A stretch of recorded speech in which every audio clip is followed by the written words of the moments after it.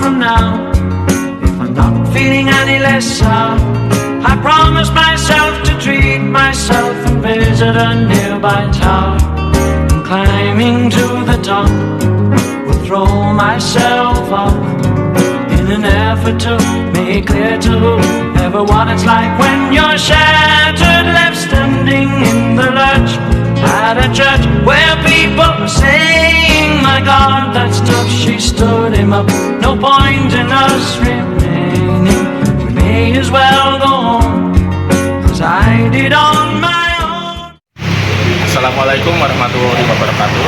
Di sini kami dari kelompok 4 akan melaksanakan tugas video wawancara bersama dengan Damkar di wilayah Gunung Anyar. Sebelumnya izin memperkenalkan, nama saya Muhammad Aditya Firdaus dengan NPM Akhir 123. Perkenalkan, nama saya Muhammad Jami Anwar dengan NPM Akhir 259. Perkenalkan, nama saya Farid Prayoga, NPM Akhir 119. Yuk, langsung saja yuk, kita mulai yuk. Ayo. Yang pertama ini apa kode etik profesi dari pemadam kebakaran, Pak? Kode etik pemadam kebakaran itu pedoman, Mas.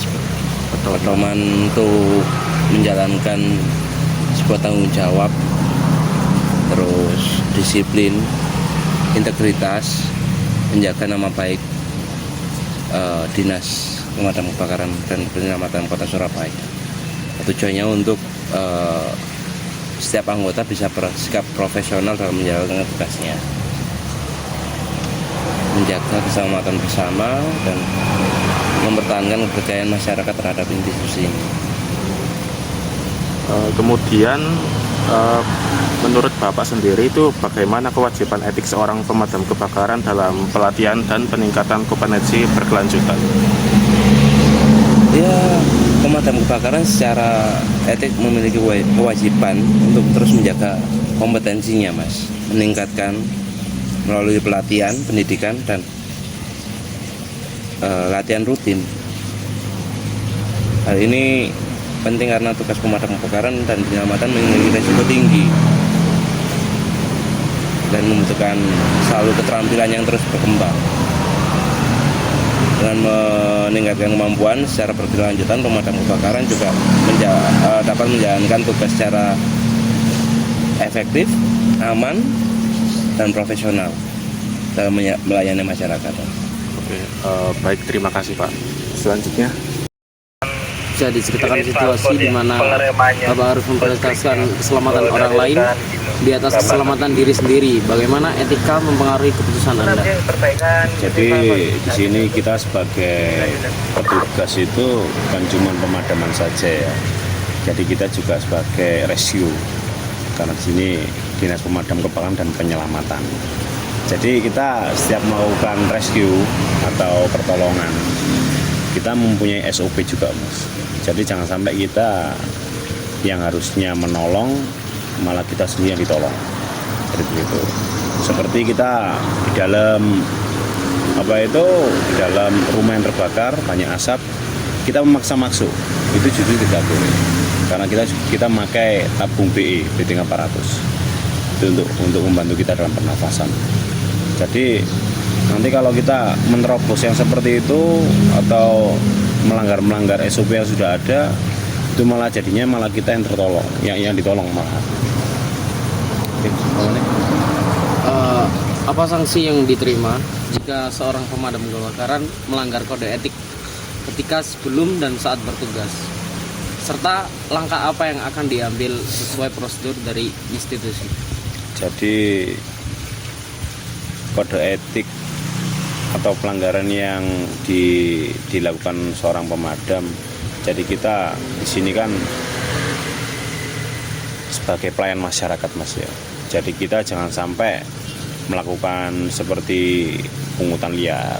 Setiap kita melakukan pelayanan di masyarakat, kita jangan sampai melakukan pungutan liar, melakukan gratifikasi apapun itu bentuknya.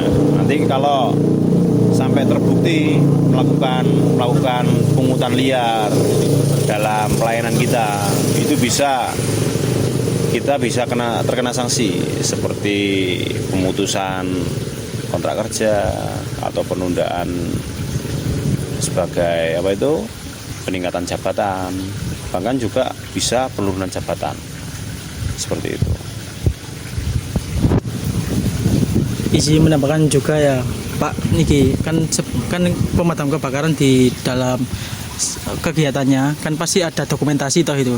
Nah, dokumentasi itu tadi untuk ditunjukkan kepada masyarakat untuk dilihat itu loh. Dokumentasinya itu gimana caranya, Pak? Untuk secara media sosial itu dia bisa dikonsumsi kepada masyarakat kan, nggak semua gambar, semua video kan bisa disebarkan luas kan. Itu gimana Pak caranya?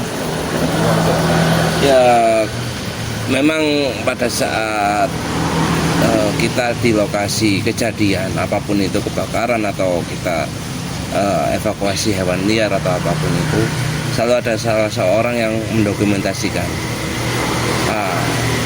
terutama danru atau jurumudi yang sifatnya mereka tahu kondisi dan maksudnya itu nggak terlalu fokus sama penanganannya, tapi lebih ke kondisi di luar penanganan itu tadi. Bisa merekam, bisa mendokumentasikan itu. Nah, untuk masalah media sosial kita ada tim khusus juga. Maksudnya itu tim media sosial itu ada untuk di Instagram, biasanya di Instagram yang sering kali itu di Instagram. Nah, untuk mengeditornya itu ya mereka punya tim sendiri. Baik, kalau dari dokumentasi atau video-video, kita juga punya terkadang di media sosial teman-teman itu juga ada yang share, tapi dari segi untuk edukasi itu ketika ular yang seperti ini kadang-kadang kan orang kan tidak tahu ini ular apa, cuman warnanya apa, ini berbahaya atau tidak. Jadi teman-teman kadang-kadang membuat ya sekedar video untuk edukasi kalau ular seperti ini itu berbahaya. Kalau seperti ini itu kita harus evakuasinya harus bagaimana. Contohnya aja yang paling gampang, kalau ada kuncian tertinggal di dalam mobil jenis ini, coba kita evakuasi. Kita punya dokumentasi. Oh ternyata evakuasinya itu segampang ini loh. Jadi seperti itu. Kita baru kita share.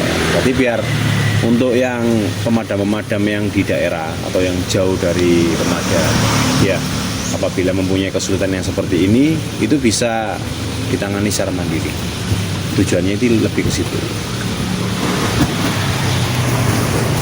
Oke, baik, sekian saja Pak untuk sesi wawancaranya. Terima kasih atas waktunya.